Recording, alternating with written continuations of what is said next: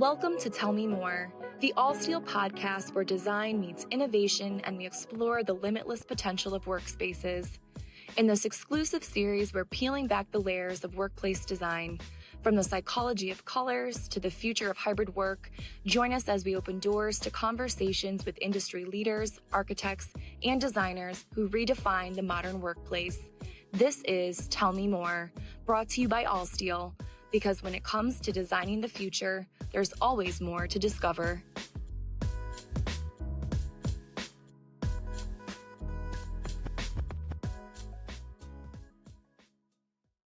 Welcome to the Tell Me More podcast.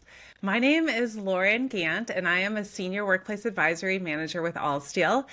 Today, I am so excited to share a continuation of our conversation around trauma-informed design. We're going to be sharing some new exciting research that we are doing, and I am joined by my esteemed friend and colleague, Dr. Rachel Drosdick-Sigafoos. Thanks for coming, Rachel. Thank you so much for having me, Lauren. I really appreciate this. To start it off, could you just introduce yourself and tell us a little bit about who you are and what you do? Sure. So my name is Rachel, and I am the owner, operator of an organization called the Well Workforce.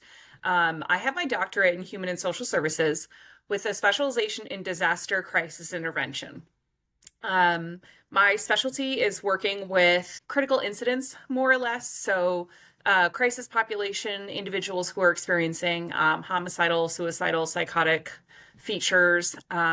But a lot of my doctoral work and postdoctoral work, everything I do with the Well Workforce is working with the population, the employees who are responsible for delivering these very challenging methods of care to traumatized populations. And unfortunately, what I found along the way in many ways is that the personnel who are engaging in providing care for the rest of us are going through a lot of really challenging things, and how their workplace is set up, how their lives are set up, how they're coping is a direct predictor of whether their clients will experience success and whether they themselves, as both the employee, but also their whole people, will experience satisfaction in their lives, whether they'll experience positive mental health, whether they'll have positive coping factors, or whether they'll really go through very challenging things in their life and may at some point become or experience their own crisis in their own life because of the things that they experience as part of their work life. Right. So when we at Allsteel started doing this work in trauma-informed design, we got connected because you are doing this amazing work from the standpoint of mental health, from the standpoint of attraction and retention in the workplace. And so when we combined forces, it was kind of a cool synergy that we're both sort of thinking about this problem of what is trauma, what are the impacts of trauma at work, and we're sort of attacking it from different, maybe attacking isn't the right word for this conversation, but we're addressing it from different angles a little bit. So I don't know, can you talk a little bit about why this is this topic of trauma-informed design or thinking about trauma in the workplace, why this has been an interest to you? Yeah, so it all started at what I would say a sort of odd juncture for me. I worked for a long time with a community-based mental health organization, and we had these horrendous beige, dirty walls. And I had a conversation with one of the maintenance guys. Our main building, which is not where I was because I was in crisis, so we were sort of relegated to our own area for some safety reasons. You were in crisis area of work, not literally in crisis, right? Working in the crisis departments. We were relegated to our own area for some safety reasons. And so our main building had gone under this amazing overhaul. We got not just a redesign. They literally took walls down. They put in new windows.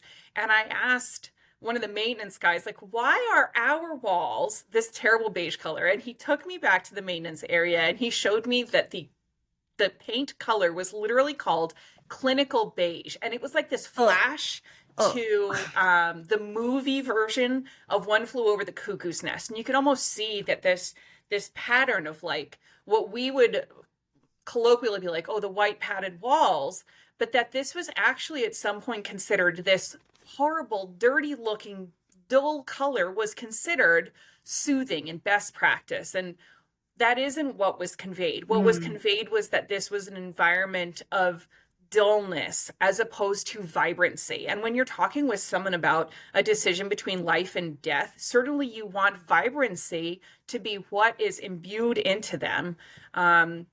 So it's sort of spun out from there in talking with other personnel about what this redesign meant for them, and became very much, how do we foster an environment where employees feel proud to walk into, we feel safe to walk into, and we feel inspired by the settings around us, as well as when we're having these very overwhelming experiences because we've been traumatized in the workplace or we have a history of trauma. What do we do? Where do we go so that we can actually soothe those thoughts? And so H&I and Allsteel have brought this other perspective. So for me, coming from this perspective of trauma triggers, experiences of trauma, and especially turnover intentions, which is the financial why behind a lot of this, but this expertise of how we set up a space, the ergometrics of it can also influence our mental health, our functioning through work. And finally, what this research has been establishing is, how does this actually soothe our triggers and prevent them from happening so that we don't feel more likely to want to leave our jobs? Right. And you, in that environment, you are sort of surrounded by it, right? You're dealing with it yourself. You're dealing with it in your work. You're dealing with it in your environment. So that's interesting that all of these things came together to a head in that way for you. Yeah. Clinical beige, I can just see it now. That's very illustrative. So, Rachel, over the last year or so, we've been involved in this research. You and I together, and Allsteel and the Well Workforce have been collaborating on this research to really understand. We have had this sense that workplace trauma, that the environments impact our intentions as employees to be able to be productive, to be able to be motivated, to be able to feel like we have some satisfaction at work. We've sort of had this hunch, right? And so we wanted to embark in some research together to talk about that a little, or to investigate that a little bit more. Do you want to share a little bit about, the goals of this research, or what we were setting out to do?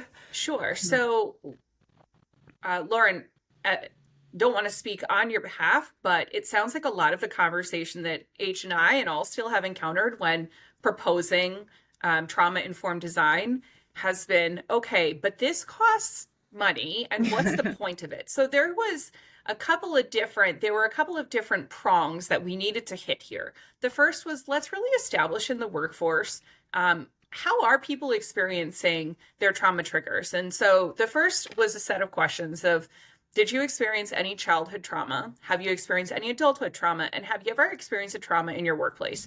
Unfortunately, the answer to those was an overwhelming yes. The adverse childhood experiences, which is the official list of childhood trauma, tends to run about 60 to 60% of the adult population in the United States has experienced a childhood trauma. Ours was a little bit higher. We were right around 75% have experienced a childhood trauma. We also determined that a lot of people had experienced adulthood trauma outside of their workplace, and alarmingly that 74% had experienced workplace trauma. So something that significantly overwhelmed their ability to cope. So the first was, what about trauma? Where does it happen? How has it happened? Tell us a little bit more about that. And that was a very basic component. So we were working on a quantitative component there. The second was... Sorry, if I just might stop you there.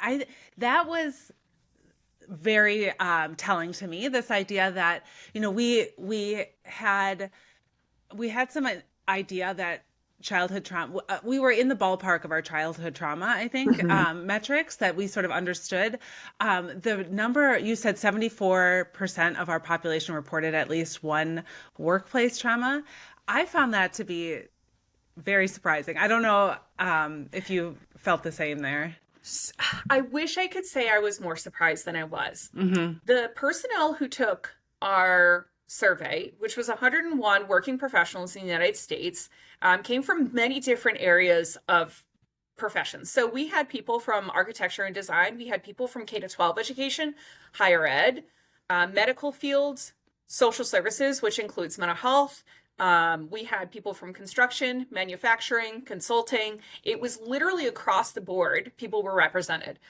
Coming from the mental health world, and working especially with first responders, we know trauma is happening there. Right. Full disclosure, I have had bodily fluids put on me. I have been groped in the workplace. And I think even if you think about something like bartending, it is unfortunately not uncommon for bartenders to be groped. So things like this can happen all over.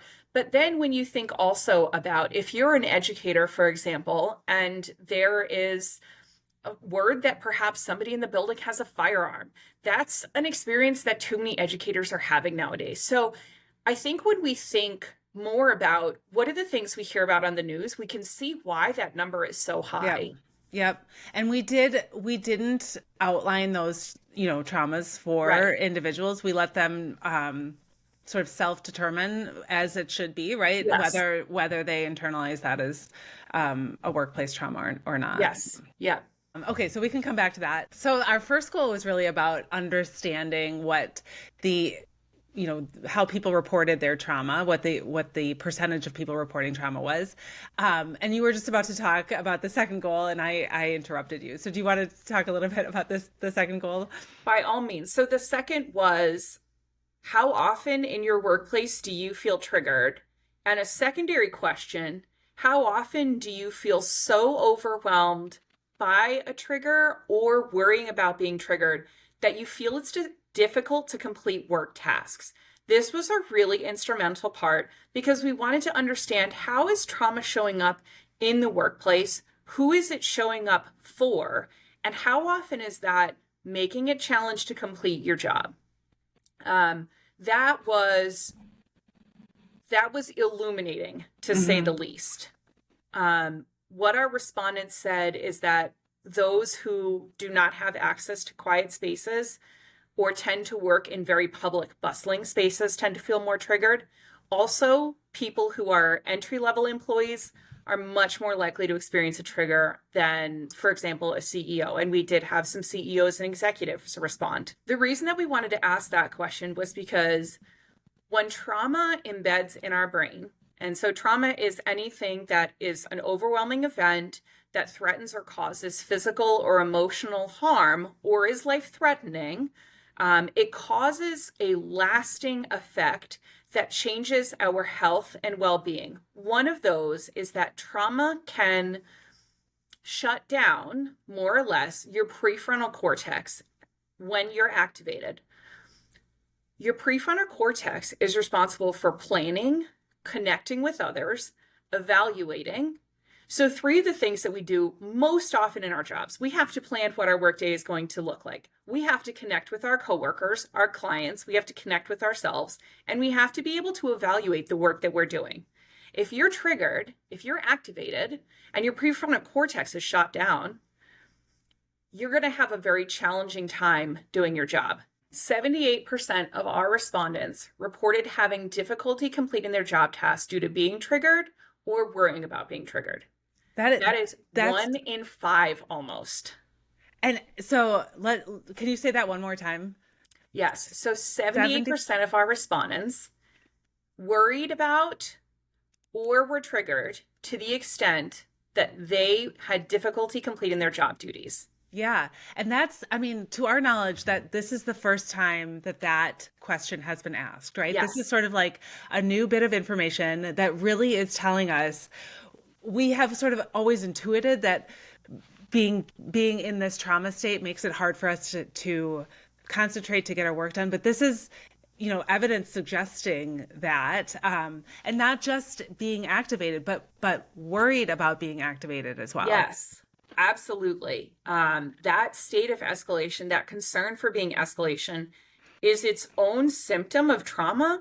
And it really goes towards, if you are concerned that you need to avoid a certain atmosphere at work. You're concerned that you're going to interact with somebody who in the past has caused you to have a certain reaction, either because they remind you of somebody consciously or subconsciously, or because in the past they have been somebody who's been a concern for you, somebody who activates you because of behavior that they're directly exhibiting towards you or around you.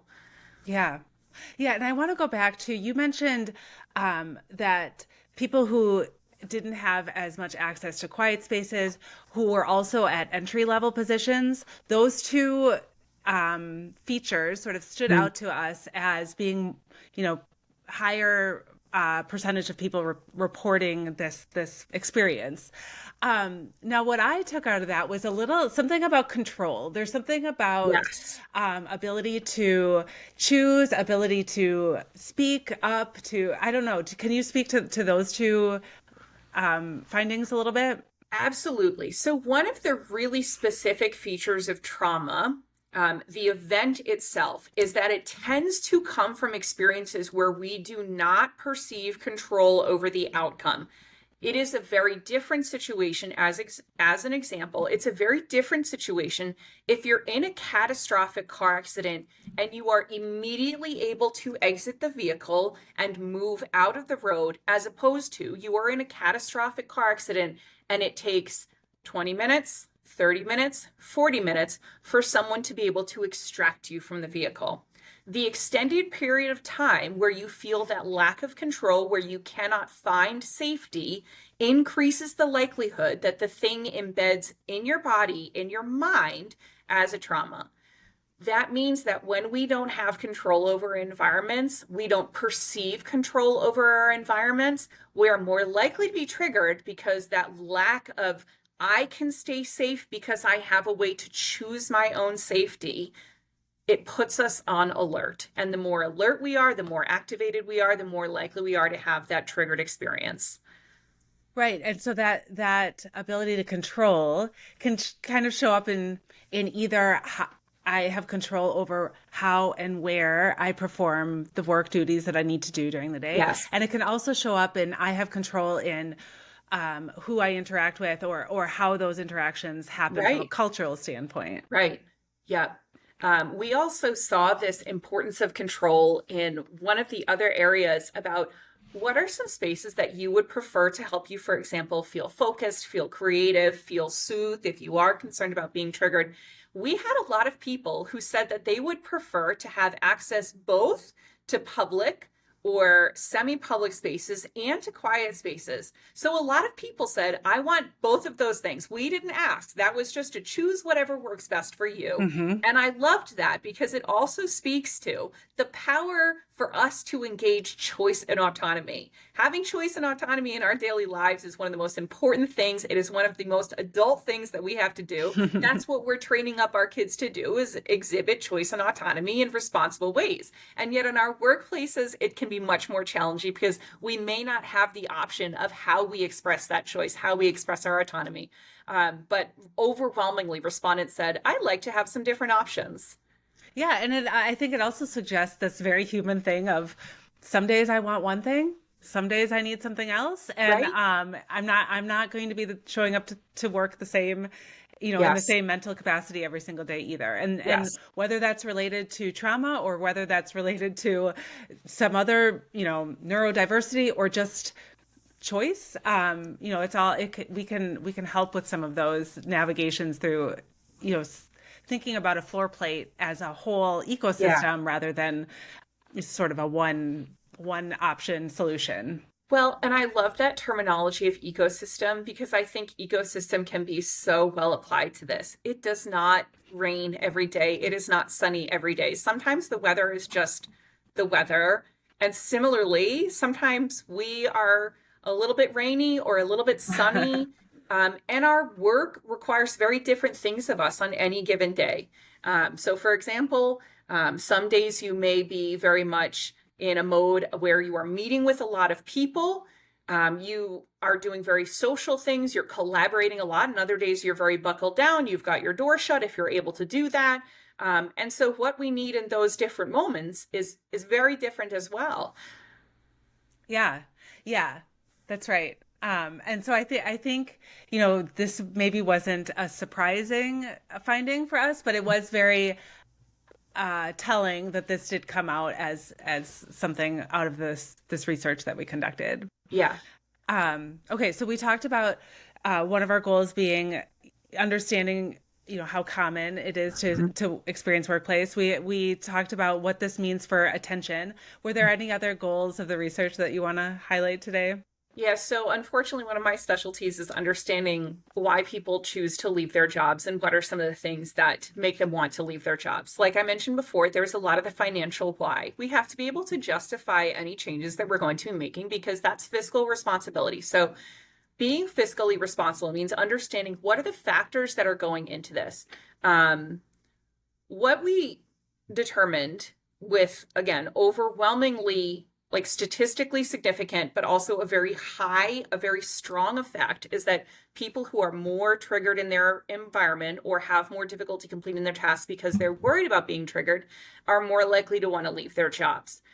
It costs typically about 60% of a person's annual salary to replace them because there's advertisement, there's loss of work time, there's putting extra workload on other people. So there may be overtime or some bonuses that we have to pay out in order to compensate for that work. If we can retain employees, we also retain people who are doing their job, who understand what their job are, and they're doing it exceptionally well. If we can keep those people engaged, because we're making sure that they have access to spaces so that they can feel soothed and calm and confident, then you're saving yourself money. Yeah.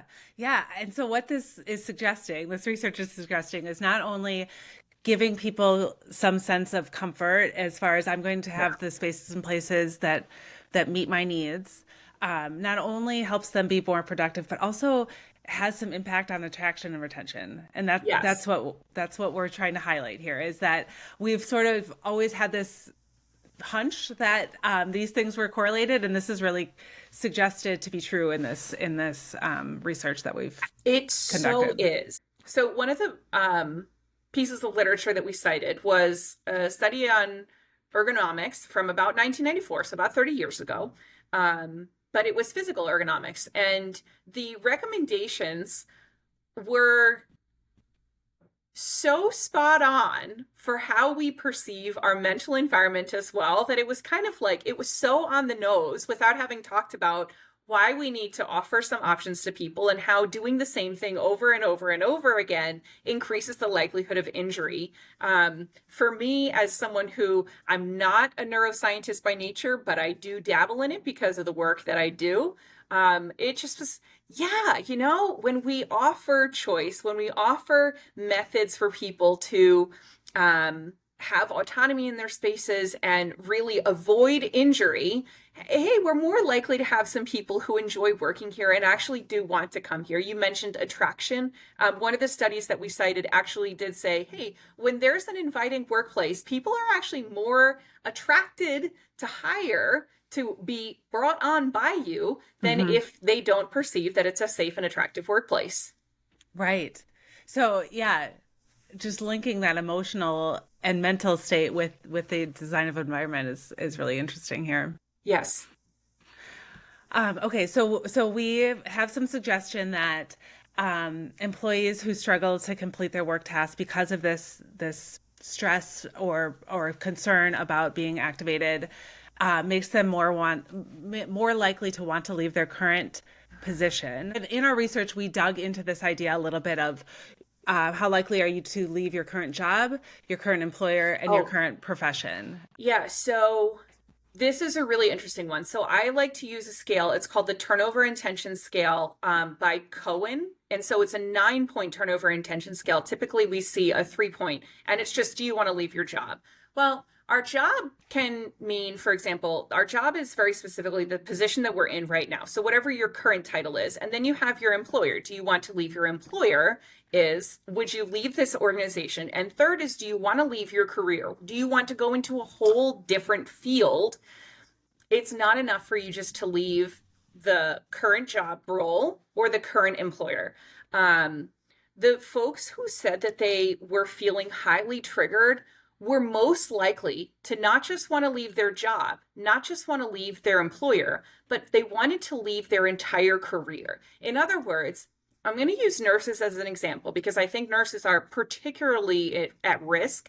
If you think about a nurse's station, they're loud, they're noisy, someone's always in front of you, someone always needs you. There's like no place to escape to. And the reason that you're interacting with people, if you're in a nursing facility, for example, like an ICU or an emergency room, they're not particularly pleasant situations that you're interacting with people for. Most of them are catastrophic, life-threatening, or life-saving, where there's not a middle of the road here. If you're a nurse and you're thinking about how do I avoid these triggers, if your specialty is ICU, if your specialty is ER, you can't just move to a different ER and hope that you're not going to have that experience. You're going to have to change fields or change specialties, which in some places is changing fields, so that you can avoid that trauma trigger. That was most prominent, that people who feel who have experienced workplace trauma were most likely to consider leaving their field, as opposed to, for example, someone who has adulthood trauma but not workplace trauma. They're like, maybe I'll leave my job, but maybe not the field. So where a person has that, we talked about the concern for trigger, where people feel that their current space is going to be a concern for a trigger, regardless of where they go, those are the folks who are most likely to want to consider leaving their jobs, their careers. Yeah. And so I think this is interesting too, to parse out a little bit, because there is a cultural element here. The culture that surrounds a nursing profession and a culture that might surround a knowledge worker profession are quite different. And again, it maybe comes back to this idea of control. How much, when I am in a nursing environment, for example, the what shows up that day sort of dictates what I do, versus if I, have some autonomy over how my job gets done in a given week or a given day. Maybe it again speaks to that idea of impacting the cultures in which we're showing up, that we feel like we have some ability to change that culture, to change that design, to ultimately foster these feelings of workplace engagement, reduced workplace stress and through that lens. Yeah. And we did do some work into understanding how people prefer to navigate these spaces, where they find spaces to sort of soothe these anxieties. I thought the dichotomy here was really interesting. Like we talked about before, it's not just one blanket response. I don't know if you want to speak to any of those, or I can share my favorites. You're the design expert. I would love to hear from yours and then decipher if I need. I thought, we saw some conflicting reports on things like color stimulation. Yes. Some people thought that bright colors, found them to be very soothing, and others wanted areas that maybe not clinical beige, but right. something more calming. Like, I thought that was a very interesting dichotomy that was pointed out in the research. Yes. And I think some years ago, red went through a dining room phase, and someone, I don't know who said it, but someone said red makes people feel hungry, and so paint your dining rooms red. There are not as many red dining rooms anymore, and I don't know whether some of that is also embedded a little bit in why people have the strong feelings that they do about colors here. But people, by and large, they did not want dull or outdated colors, but generally speaking, really enjoyed subdued colors. The bright color, as you said, Lauren, was polarizing. Yes. We had, I think, 20% loved it and 23% hated it, or vice versa. But the number was like really close. Yes, 20% found it soothing, 23% were like, please don't do that. Please don't give me bright colors. And Lauren, you mentioned neurodiversity. I think there's a lot that comes along with that. Right. There is a high crossover, and the science is still out. We have a lot of conjecture about why people who have a history of trauma are more likely also to exhibit symptoms of neurodiversity, whether that's ADHD, autism, so on and so forth.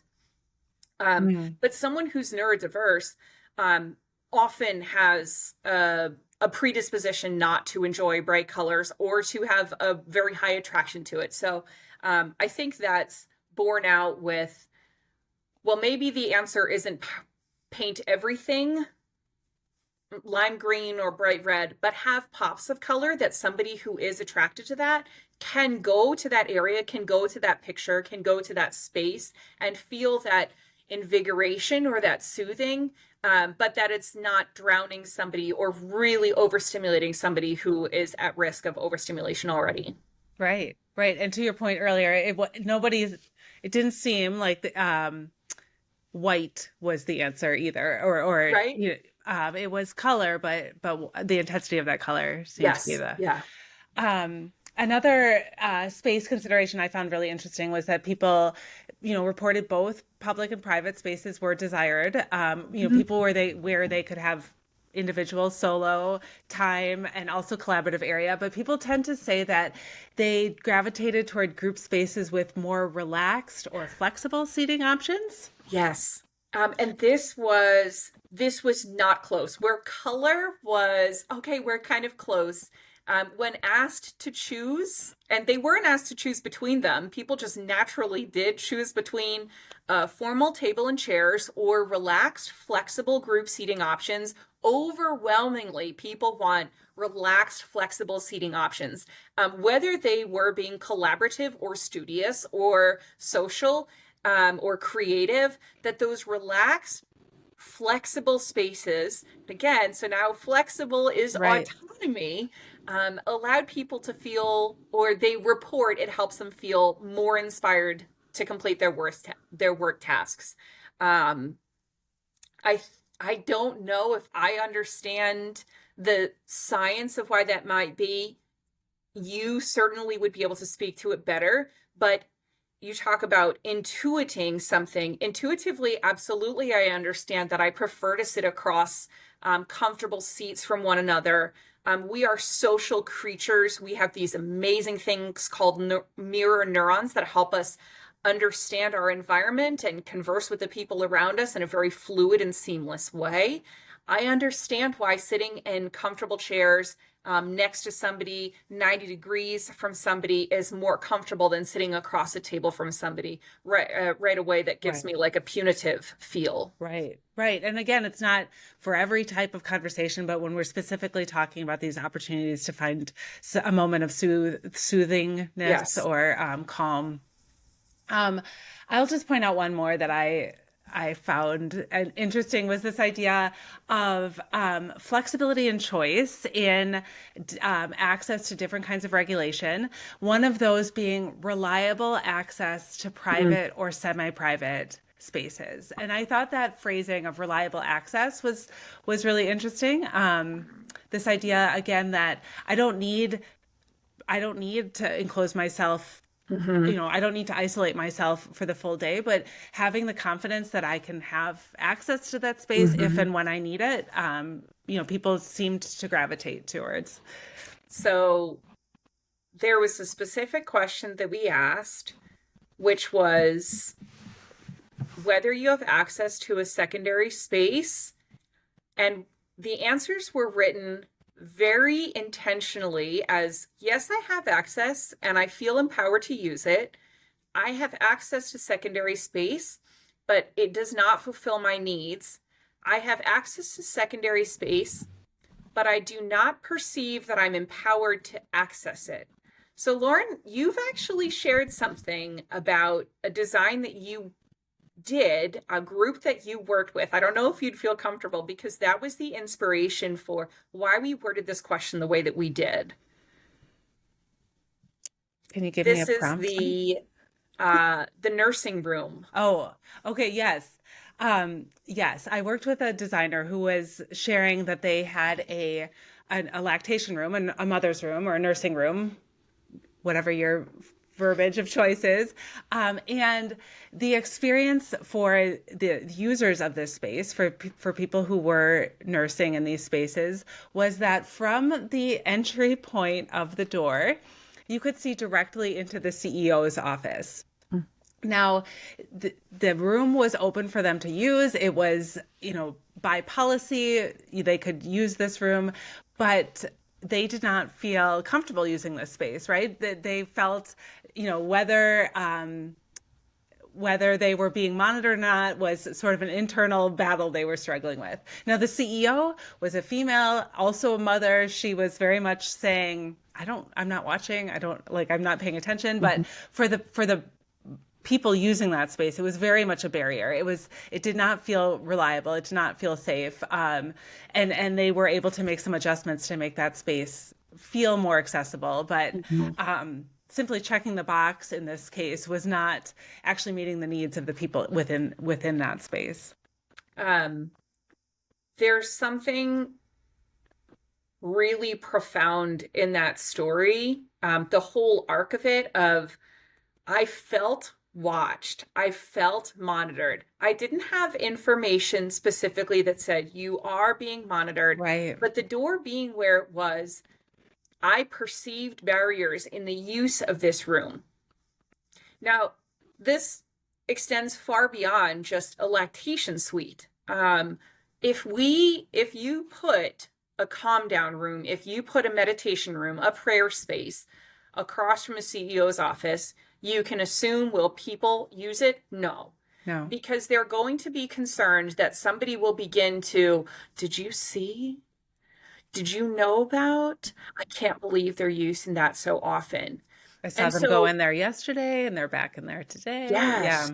Yeah. Yes. This is actually really terrible.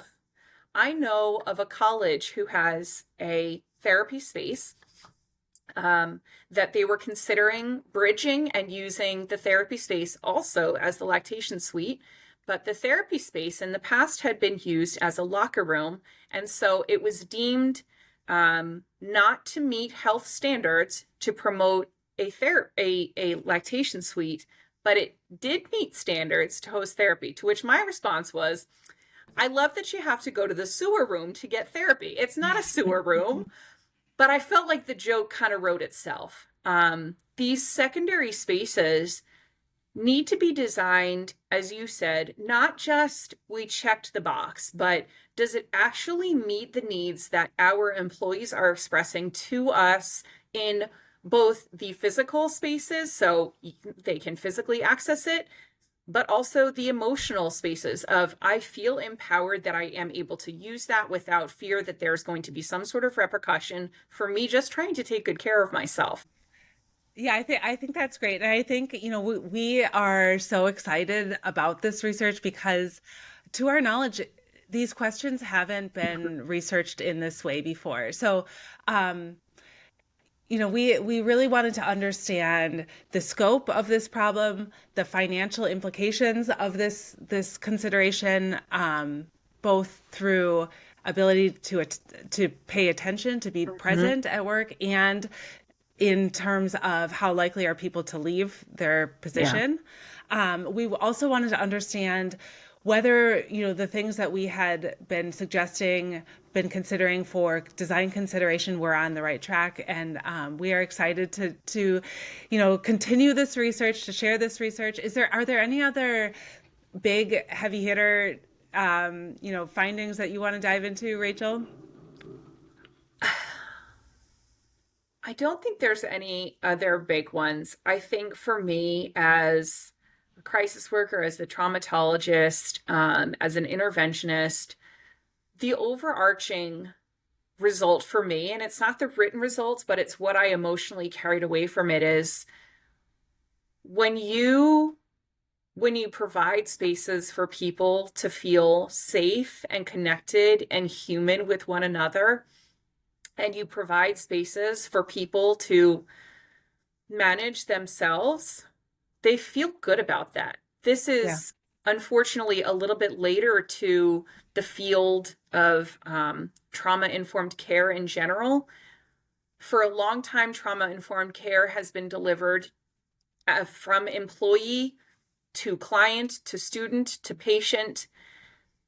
We're finally coming to the point where we're understanding, and this is an exploratory research study. It's not comprehensive, Right. But we're finally getting to the place where we're more commonly asking the question, what about the trauma-informed care for employees? It can't just be that it starts with them and they're going to deliver it. It's best to view employees as conduits of trauma-informed care. We're delivering trauma-informed care to our personnel so that they can deliver trauma-informed care to their patients and clients and students. And the workplace cannot be a barrier for us to experience that ourselves. It has to really be supportive of those initiatives as well. Yeah. Well, I have just really enjoyed this research journey with you, Rachel, and we're so excited to announce that we are going to be sharing some of this content at South by Southwest in March. So if you are in that area, look us up. We'd love to have you join. Also look for more content, summarizing some of these exciting research findings that we're learning about. So I hope this piques your interest in some of the things that we're working on. We really want to continue this conversation, to evolve our understanding, to continue to learn and grow about how to make a better human experience for everyone at work. So Rachel, thank you so much for joining me. Is there anything else you'd like to plug or mention before we sign off today?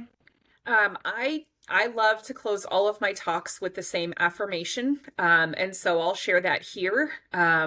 A long time ago, when I was just starting to work with the crisis population, asked a buddy of mine who had worked with really traumatized personnel for the duration of his career, how did you do this for as long as you did? And he said, Rachel, you don't have to save the whole world. You just have to save enough of yourself to save a little bit of somebody else. Mm-hmm. In other words, you have to take good enough care of yourself so that when it's somebody else's worst day of their life, you're ready to receive them and be prepared to do that. I also think that this extends to the research that we did, making sure that our workspaces are set up so that when our employees are having one of those really challenging days, we've got enough space saved for them so that they can regulate, take care of themselves for 2 minutes, 4 minutes, 5 minutes, and get back to the life-saving work that many people are doing. Yeah, that's beautiful. Well, I just appreciate you and your viewpoint so much. Thank you for lending your expertise and your, support to this topic. And I just look forward to having more conversations with you. Thank you so much. So, thanks for joining us. We'll see you next time. And that brings us to the end of another fascinating episode of Tell Me More. We hope you enjoyed this deep dive into the world of design and innovation. If you're hungry for more insights and stories, make sure to subscribe to Tell Me More on your preferred podcast platform. As we sign off, remember that the conversation doesn't end here. Connect with us on social media at Allsteel and share your thoughts, questions, or even your favorite moments from the podcast. We love hearing from our engaged and curious audience. Stay tuned for our next episode where we'll continue exploring the Design to Do More philosophy. Until then, thanks for listening.